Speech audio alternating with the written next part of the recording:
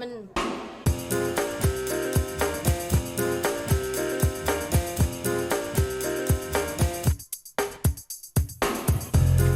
Salut Patrice, et dans ces pages, il y a un héros, un recordman à titre posthume. Oui, Toutankhamon bat Toutankhamon. Toutankhamon bat son propre record. L'expo consacrée au jeune roi ferme ses portes après avoir enregistré 1 500 000 visiteurs. Précédent record, Toutankhamon, déjà en 67, avec plus d'1 200 000 visiteurs.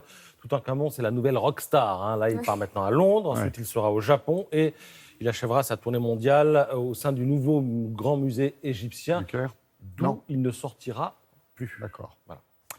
Un pas de deux avec Degas, titre ce matin Le Figaro. Edgar Degas avait une passion, l'Opéra de Paris. Et comme l'Opéra célèbre son 350e anniversaire, eh bien le musée d'Orsay célèbre, lui, le peintre. Parce que l'opéra, c'est à peu près la moitié de la production de Degas. Il adorait peindre les jolies étoffes et les mouvements gracieux. Alors cette expo, c'est aussi l'occasion de s'attarder, d'évoquer la condition des ballerines du 19e siècle, parce qu'elles étaient toutes entretenues, mais pour les plus modestes d'entre elles, les plus jeunes, eh bien, c'était la prostitution. Et c'est souvent la maman qui prostituait les enfants. Tiens donc. C'est ce que vous pourrez lire dans Le Figaro ce matin.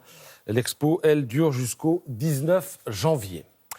Je vais vous demander maintenant un effort d'imagination. Essayez d'imaginer, perdu dans le bois de Vincennes, près de Paris, des cadres d'entreprise et des athlètes de haut niveau. On leur a donné une boussole pour s'orienter.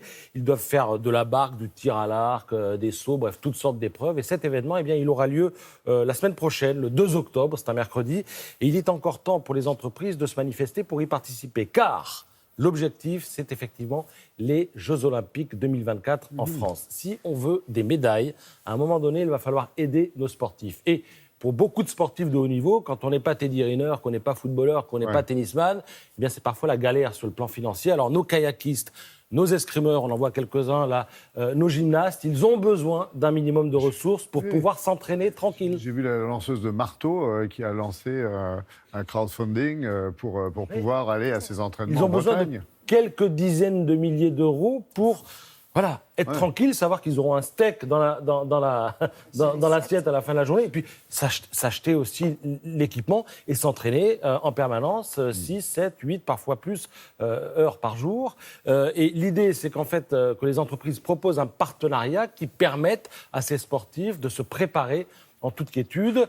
Ce sera bon pour nos performances olympiques et puis ce sera bon aussi pour les entreprises parce que quand le partenariat est passé, eh bien à chaque fois l'entreprise peut ensuite utiliser le sportif pour des événements de relations publiques, pour faire des conférences, dans le cadre de séminaires de motivation des cadres, etc. Parler de performance, de motivation. Et vous parlez de performance, justement cette opération porte un nom, c'est effectivement le pacte de performance et un groupe comme la BPCE, pour ne pas le nommer, mais enfin, c'est bien de nommer les mécènes quand ils existent, a déjà joué le jeu en épaulant quelques 70 athlètes.